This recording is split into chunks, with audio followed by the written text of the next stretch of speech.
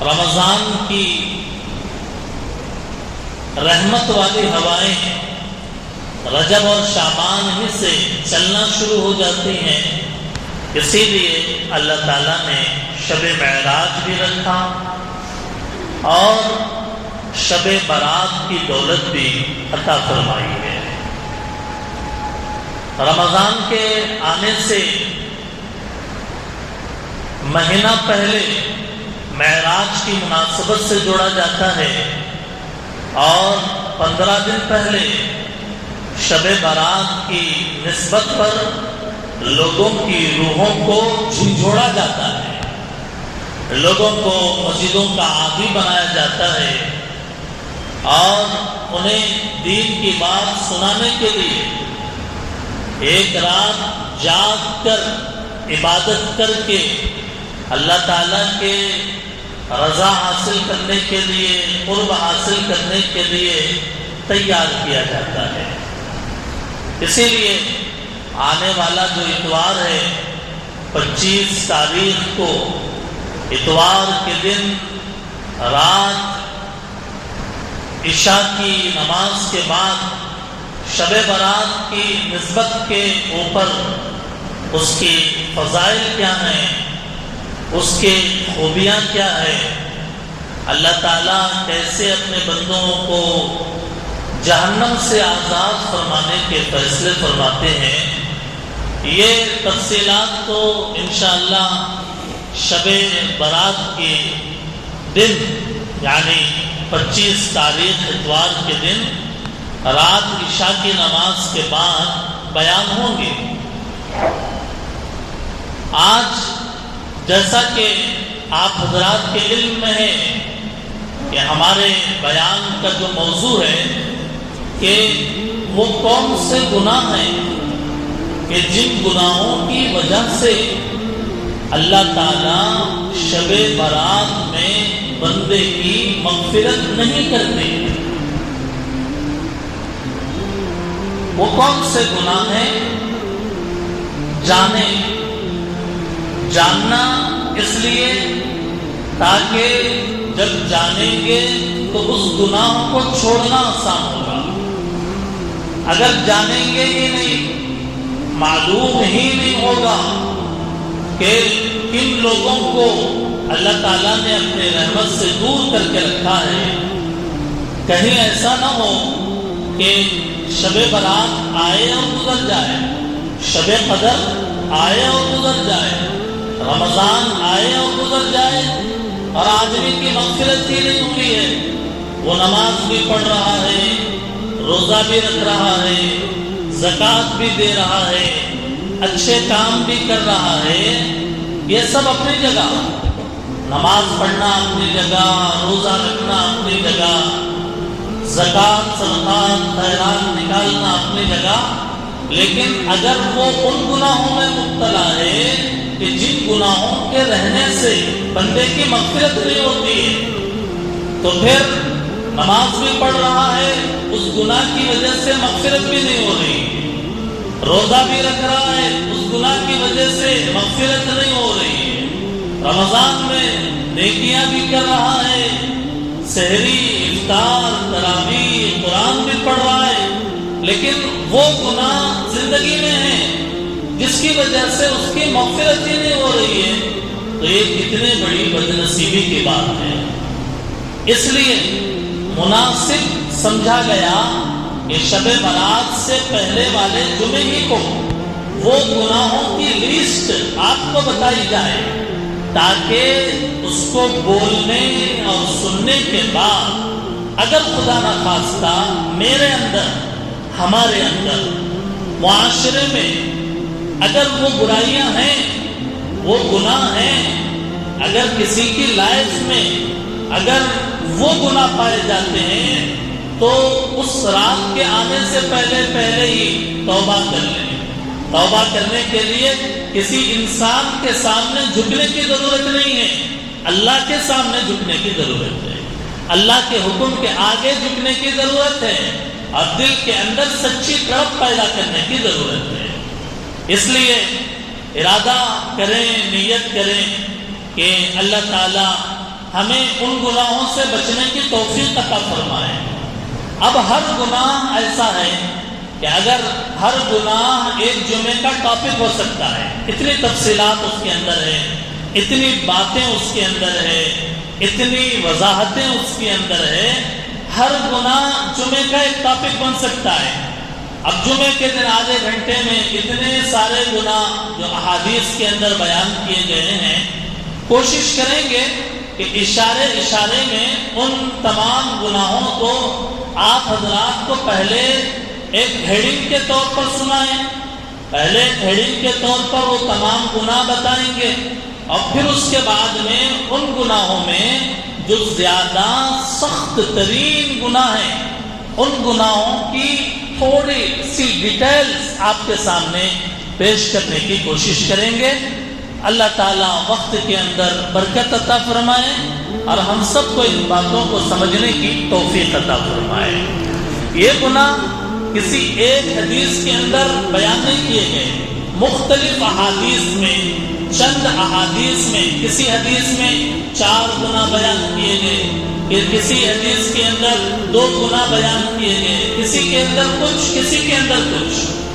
ان تمام کا خلاصہ یہ ہے کہ 8 گناہ ایسے ہیں، 8 گناہ بڑے گناہ، اس کے علاوہ بھی ہیں، لیکن 8 بڑے گناہ ایسے ہیں کہ جو گناہ اگر زندگی کے اندر ہے اللہ مغفرت نہیں فرمائے گی۔ شب برات میں بھی نہیں بخشیں گے، شب قدر میں، رمضان میں بھی مغفرت نہیں ہوگی۔ میں نہیں کہہ رہا، اور ہوتا کون میں بولنے والا، اتنی بڑی بات اللہ کے بارے میں حدیث کے اندر رسول اللہ کہ جن کا ڈائریکٹ کنیکشن تھا اللہ سے، کہ جو ڈائریکٹلی بات کرتے تھے اللہ تعالیٰ سے، اللہ نے رسول کو بتایا، رسول اللہ نے امت کو سمجھایا، امت کو بتایا کہ میرے امتیوں ان گناہوں کو چھوڑ دو، اگر یہ گناہ تمہارے اندر ہوں گے پھر تمہاری مغفرت نہیں ہوگی۔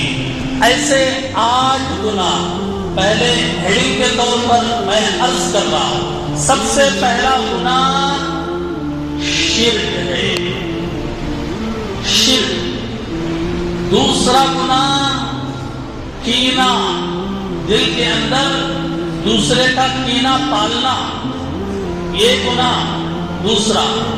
تیسرا گناہ ٹخنوں کے نیچے پینٹ پیجامہ لٹکانا، یعنی جو ٹخنے ہیں وہ چھپ جائے، تو ایسے یہ بھی بڑا گناہ ہے۔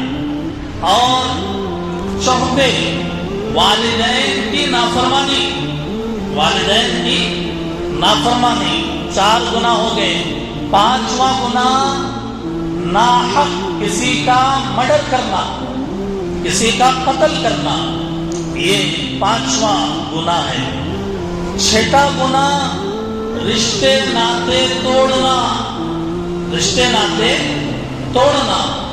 اور 7واں گناہ شراب کا عادی بن جانا، شراب کا عادی بن جانا، مستقل روزانہ وہ شراب ہی پیتا ہے، کبھی کبھار نہیں بلکہ ہمیشہ اس کی عادت بن گئی، یہ 7واں گناہ۔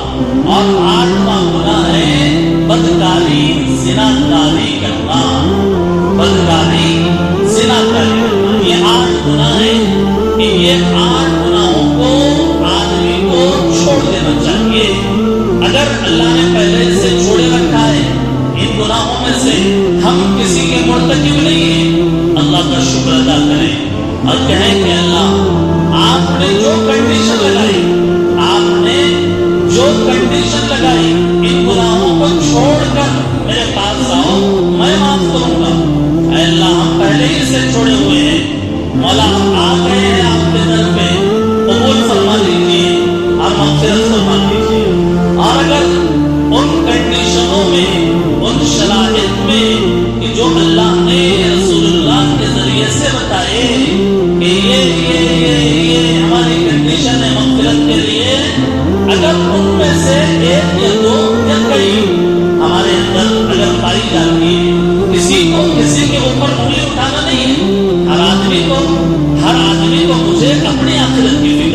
مجھے اپنے قبر کی فکر، مجھے اپنے اللہ کو راضی کرنا ہے، ایک دوسرے کے اوپر انگلی اٹھانے کی ضرورت نہیں ہے۔ ہر آدمی اپنا جائزہ لے کہ ان گناہوں میں سے اگر کوئی گناہ ہمارے اندر ہے تو ہم چھوڑنے کا پکا ارادہ کریں۔ ارادہ کرتے ہیں انشاءاللہ اللہ تعالیٰ ہم سب کے ارادے کو قبول فرمائے۔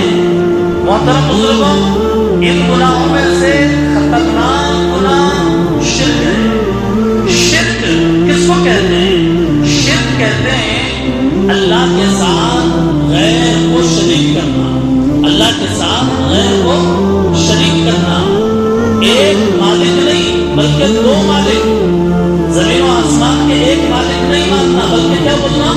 دو مالک۔ کوئی مسلمان بولتا ہے ایسا کہ ہر مسلمان خواہ کوئی بھی ہو دنیا کے اندر جو کلمہ پڑھا ہے ہر آدمی یہی کہتا ہے کہ بھئی اللہ ایک ہے، دو نہیں ہے۔ حالانکہ غیر مذہب والے ہمارے برادران وطن وہ کئی خداؤں کے قائل ہیں، وہ کئی خداؤں کو مانتے ہیں، لیکن مسلمان صرف ایک خدا کی عبادت کرتا ہے۔ شرک ذات کے اندر شرک نہیں کر رہا، لیکن شرک کی ایک اور ایک قسم ہے صفات کے اندر شرک۔ صفات جو اللہ کی خاص صفات ہیں، جو اللہ کی خاص کوالٹیز ہیں، اللہ ہی کے اندر ہے وہ، تو وہ صفات دوسرے کے اندر ماننا یہ بھی شرک ہے۔ وہ چیزیں، وہ صفتیں، وہ کوالٹیز دوسرے کے اندر ماننا یہ بھی کیا ہے؟ شرک ہو جاتا ہے۔ مثال کے طور پر ایک شرک ہے جیسے عبادت ہے، نماز صرف اللہ کے لیے، عبادت صرف اللہ کے لیے، نماز ہے، رکوع ہے، سجدہ ہے اور اللہ کے گھر کا طواف ہے، یہ پورے چیزیں صرف اللہ کے لیے خاص ہے، یہ اللہ کے ساتھ خاص ہے۔ اگر نماز پڑھے گا اللہ کے علاوہ کے لیے، رکوع کرے گا، سجدہ کرے گا، طواف کرے گا اللہ کے گھر کے علاوہ کسی کے لیے اور اللہ کے علاوہ کسی کے لیے، روزہ رکھے گا اللہ کے علاوہ کسی اور کو راضی کرنے کے لیے، قربانی دے گا اللہ کے علاوہ کسی اور کی رضا پانے کے لیے، یہ تمام چیزیں وہ ہیں کہ جو اگر آدمی کرے گا تو ظاہر ہے کہ اللہ کے صفات کے اندر شرک کرنے والا ہوگا۔ تو ایک ذات کے اندر شرک وہ بھی نہ کرے، یعنی اللہ کو ایک مانے، دوسرے صفات کے اندر شرک وہ بھی نہ کرے، اور تیسرے ہے قدرت، پاور، تصرف، کائنات کے اندر جو کچھ ہو رہا ہے اور پوری دھرتی کے اندر ساتوں زمین ساتوں آسمانوں میں جو کچھ ہو رہا ہے اس کے بارے میں یہ عقیدہ رکھنا کہ یہ کرنے والا صرف اللہ ہے، یہ اس کا پاور اللہ کے علاوہ دوسرے کو حاصل نہیں ہے۔ مثال کے طور پہ روزی دینا، کون دیتا ہے روزی؟ اللہ۔ اگر اللہ کے علاوہ غیر کو روزی دینے والا سمجھے، جیسے اولاد دینا، کون دیتا ہے اولاد؟ قرآن میں اللہ فرما رہے ہیں کہ روزی میں دیتا ہوں، اولاد میں دیتا ہوں، بارش میں دیتا ہوں، زندگی میں دیتا ہوں، موت میں دیتا ہوں، شفا میں دیتا ہوں، حاجت روائی، کسی کی ضرورت کو پورا کرنا وہ اللہ کرتے ہیں، مشکل کشائی یعنی کسی کی مشکل کو دور کرنا وہ اللہ کرتے ہیں۔ یہ پاور ہے، اللہ کا ایک خاص پاور ہے۔ اب اس کے اندر اگر کوئی آدمی کہے کہ غیر اللہ یعنی اللہ کے علاوہ روزی دیتا ہے، اللہ کے علاوہ اولاد دیتا ہے، اللہ کے علاوہ بارش برساتا ہے، اللہ کے علاوہ کوئی زندگی یا موت دیتا ہے، حاجت روائی اور مشکل کشائی اللہ کے علاوہ کوئی کرتا ہے، تو ظاہر ہے کہ یہ بھی توحید کے خلاف ہے، یہ بھی توحید کے خلاف ہے۔ یہ ایک اہم بات تھی جو عرض کرنے کی تھی شرک کے تعلق سے، کہ ذات میں بھی شرک نہ ہو، صفات کے اندر بھی شرک نہ ہو، قدرت کے اندر بھی شرک نہ ہو۔ ان 8 گناہوں میں سے ایک گناہ شرک، اس کے بارے میں یہ موٹی بات میں نے عرض کی۔ اب دوسرا گناہ کہ وہ گناہ اگر زندگی میں ہے اللہ شب برات میں مغفرت نہیں کرتے۔ وہ ہے دوسرا بڑا گناہ کینہ پالنا، دل کے اندر بغض رکھنا۔ یہ کینہ اور بغض کس کو کہتے ہیں؟ کہ کسی آدمی پر ہمیں غصہ ہے، کسی آدمی سے کوئی آدمی ہم کو پسند نہیں ہے اور بدلہ لینے کی قدرت بھی نہیں ہے کہ بھئی جا کے اس کا کالر نہیں پکڑ سکتے، مار نہیں سکتے۔ اب دل کے اندر ایک غصہ، ایک غصے کی کیفیت پیدا ہوئی دل کے اندر، وہ آدمی پسند نہیں ہے، ہم نفرت کرتے ہیں اور ڈائریکٹلی اس پر فائر نہیں کر سکتے۔ تو غصہ جو روکتے ہیں دل میں، وہ غصہ روکنے کی وجہ سے دل کے اندر جو ایک امپریشن، ایک تاثر جو ہوتا ہے، اس تاثر کا نام کینہ ہے۔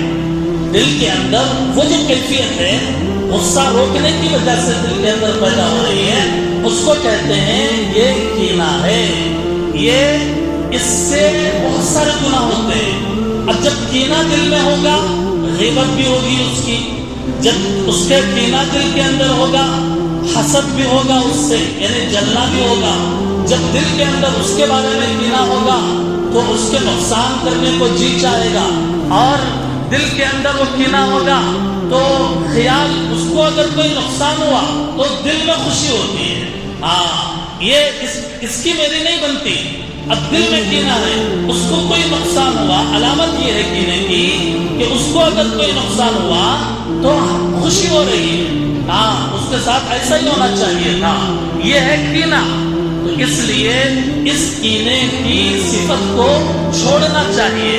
غصہ، کینہ، غصہ اور انتقام کے جذبات کے ساتھ انتقام لینا، جی اس کے بدلہ لینا، اس کے جذبات کے ساتھ دل میں کسی کی برائی رکھنا، یہ کینہ ہے۔ اگر کینہ ہے دل میں، اس سے بہت سارے گناہ پیدا ہوں گے۔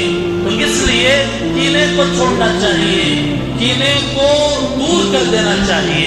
ہوتا ہے ایسا، انسان فرشتہ تو نہیں ہے نا بھائی، انسان فرشتہ تو نہیں ہے، لیکن ایک کہ اب کسی سے کوئی معاملہ ہو گیا، بھائی بھائی ہے، جی چچا ہے، خالو ہے، اور خاندان میں ہے، مارکیٹ میں ہے، دوستوں میں ہے، ملنے جلنے والوں میں ہے، تعلقات والوں میں ہے، جی کبھی کوئی معاملہ ہوتا ہے تو اس سے دل کو ٹھیس پہنچتی ہے، تکلیف پہنچتی ہے، اور اس کے نتیجے میں دل کے اندر ایک بات رہ جاتی ہے کہ نہیں اس کی وجہ سے میرے یہ حالات ہیں، اس کی وجہ سے میری یہ پریشانیاں ہیں، اس کی وجہ سے یہ، اس کی وجہ سے دل کے اندر ایک خاص قسم کی کیفیت کہ وہ دکھے دل بجھ جاتا ہے، اور دل کے اندر ایک کیفیت پیدا ہو جاتی ہے۔ تو اس کے لیے شب برات میں، رمضان میں اگر ہم اپنی مغفرت کرنا چاہ رہے ہیں تو اس کے لیے ضروری ہے سب سے پہلا کام معاف کریں۔ کس کے لیے؟ اس کے لیے معاف کریں، وہ تو معمولی آدمی ہے، وہ تو بہت 2 نمبر ہی ہے اور 24 نمبر کا ہے، وہ اس کو میں کیوں معاف کروں؟ ایسا نہیں، بلکہ یوں سوچے کہ میں اسے اللہ کے نام پر معاف کر رہا ہوں، میں اسے اللہ کو راضی کرنے کے لیے معاف کر رہا ہوں۔ اللہ کو راضی کرنے کے لیے دنیا کی ہر قربانی دی جا سکتی ہے، بادشاہ راضی ہو جائے اس کے لیے اپنی جان بھی قربان کی جا سکتی ہے، معاف کرنا کون سی بڑی بات ہے؟ ٹھیک ہے دل کو ٹھیس پہنچی ہے، یہ اپنی جگہ ہے، لیکن یہ کہ معاف کرے اللہ کا نام دیکھ کر، اللہ کے واسطے، اللہ کو راضی کرنے کے لیے معاف کر دے۔ اب اس کے صرف معاف کر دیا بولے تو بھی بات ختم نہیں ہوتی دل میں، اور اس کے بعد اللہ سے دعا کرے، اے اللہ میں نے زبانی طور پر تو معاف کر دیا، اے اللہ میری معافی کو قبول کر کے میرے دل کو اس کینے کے گناہ سے پاک کر دیجیے۔ دعا کرے اور سلام میں پہل کرے، سلام میں پہل کرے۔ دیکھیے سب سے بڑا جرم کیا ہو سکتا ہے؟ کوئی ہمارے بارے میں برا بولتا ہے، کوئی ہم کو گالی دیتا ہے، ہماری پیٹھ کے پیچھے جی غیبتیں کرتا ہے، اس کا ہمیں علم ہو گیا، اب دل بھول گیا اس کی طرف سے، لیکن یہ کہ کیا ہوا؟ بات عزت پہ حملہ ہوا ہے، عزت پہ حملہ ہوا ہے، ہمارے کیریکٹر پہ حملہ ہوا ہے تو ٹھیک ہے، لیکن